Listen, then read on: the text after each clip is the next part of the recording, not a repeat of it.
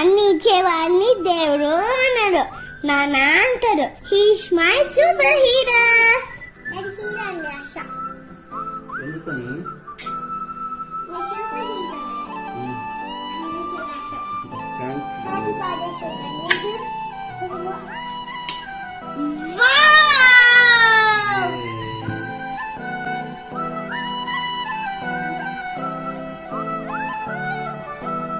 అన్ని ఇచ్చేవాడిని దేవుడు అన్నాడు.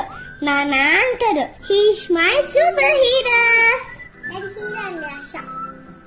ఎందుకని సూపర్ హీరో